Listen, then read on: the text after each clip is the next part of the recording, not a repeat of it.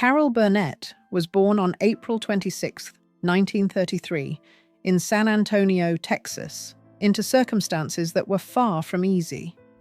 Her parents struggled with alcoholism and financial instability, realities that forced young Carol to grow up faster than most children. She was largely raised by her grandmother in a small Los Angeles apartment, a space that held few material comforts but plenty of emotional warmth. It was here that Burnett discovered imagination as a survival tool. Humor became her refuge, a way to transform pain into something lighter and more bearable. She mimicked people around her, invented characters, and entertained herself and others, unknowingly laying the groundwork for a future career. These early experiences shaped her empathy, humility, and emotional intelligence. Rather than becoming hardened by hardship, Burnett developed a deep understanding of human vulnerability, which later allowed her comedy to feel personal, relatable, and profoundly human rather than cruel or detached, finding her voice and a life-changing act of kindness. Burnett initially enrolled at UCLA with plans to study journalism, believing it to be a practical path forward. However, her passion for performance soon proved impossible to ignore, and she shifted her focus toward theatre and music. A pivotal turning point came when an anonymous benefactor provided her with financial support to move to New York City, asking only that she someday pay the kindness forward. That gesture left a lasting imprint on Burnett's character and values. In New York, she refined her craft, performing wherever opportunities arose and learning resilience through rejection and uncertainty. The experience deepened her appreciation for generosity and community, themes that would echo throughout her life. Burnett's belief in helping others was not performative, but deeply rooted, influencing her personal relationships, professional decisions, and charitable efforts for decades to come, breaking into television and redefining comedy. During the 1950s, Burnett began appearing on television variety and talk shows, most notably The Gary Moore Show. Her expressive face, fearless physical comedy, and emotional honesty immediately set her apart.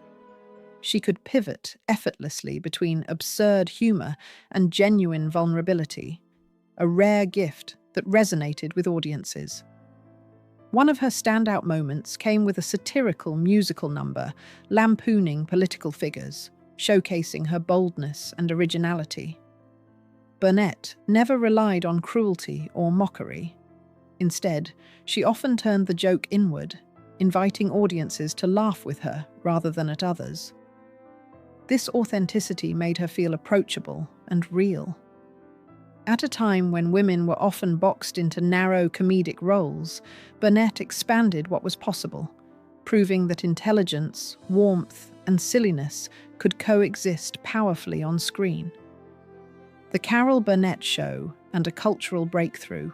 The premiere of The Carol Burnett Show in 1967 marked a historic moment in television. Burnett became the first woman to host a long-running, prime-time variety sketch show, breaking barriers in a male-dominated industry. The series blended satire, musical performances, and character-driven sketches that became instantly iconic.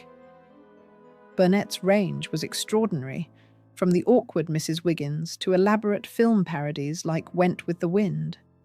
Just as important as the comedy was her connection with the audience. Her opening Q&A sessions, delivered in elegant gowns, created intimacy and trust, allowing viewers to feel seen and included. The show's 11-season run was not just a professional triumph, but a cultural shift, proving that female-led comedy could be both commercially successful and artistically groundbreaking. Creative partnerships and professional tensions. Burnett's work with her ensemble cast, including Harvey Korman, Tim Conway, Vicki Lawrence, and Lyle Waggoner, produced some of television's most memorable moments. While the on-screen chemistry appeared effortless, the reality of long-term creative collaboration was more complex. Burnett and Corman, in particular, shared a dynamic that blended deep respect with occasional tension. Working under intense pressure, creative differences and strong personalities sometimes clashed. Rather than framing this as animosity, it is more accurate to see it as the strain that can arise when passionate individuals strive for excellence. Burnett admired Corman's talent and comedic precision, even when their working styles differed. Their ability to channel that tension into brilliant performances is a testament to their professionalism and commitment to the craft. Love, marriage, and the weight of responsibility. Burnett's personal life evolved alongside her career, often intersecting with it in profound ways. Her first marriage to Don Soroyan began during her early adulthood, but ended as her professional responsibilities grew. She later married producer Joe Hamilton, forming both a family and a creative partnership that shaped much of her career. Together, they raised 3 daughters while navigating the demands of television production. Their marriage faced challenges, particularly as they confronted their daughter Carrie's struggles with addiction. Rather than hiding the pain, Burnett chose openness and advocacy, helping to destigmatize addiction and support recovery efforts. These experiences revealed her strength and compassion, showing that behind the laughter was a woman deeply committed to family, accountability, and growth, even when circumstances were painful. Grief, healing, and the power of humor. One of the most devastating moments in Burnett's life was the loss of her daughter Carrie to cancer in 2002. Grief reshaped her worldview, yet she continued to speak openly about loss, resilience, and healing. Burnett never suggested that humor erased pain. Instead, she described it as a companion that made sorrow more survivable. Through memoirs like One More Time and This Time Together, she shared her vulnerabilities with honesty and grace. These reflections resonated with countless readers who found comfort in her words. Burnett's willingness to be emotionally transparent transformed her from an entertainer into a source of solace, proving that humor and heartbreak are not opposites, but often exist side by side in a fully lived life. Later years, new love, and continued purpose. In 2001, Burnett married Brian Miller, embracing a new chapter marked by companionship and mutual respect. Their relationship reflected her openness to growth and renewal, regardless of age or public expectation. Even in her later years, Burnett remained creatively active, appearing in television and film while mentoring younger performers. Her presence continued to carry warmth and authority, reminding audiences that talent does not fade with time.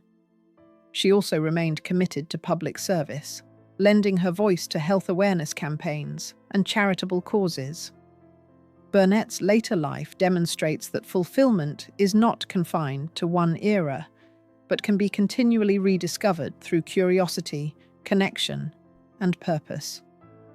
A legacy built on humanity and courage. Carol Burnett's influence reaches far beyond sketches and punchlines. She reshaped comedy by proving it could be kind, emotionally rich, and inclusive. Her courage in addressing personal pain, professional challenges, and social issues expanded what audiences expect from public figures. By breaking barriers for women in entertainment and modeling resilience in the face of hardship, she left a legacy rooted in humanity rather than ego.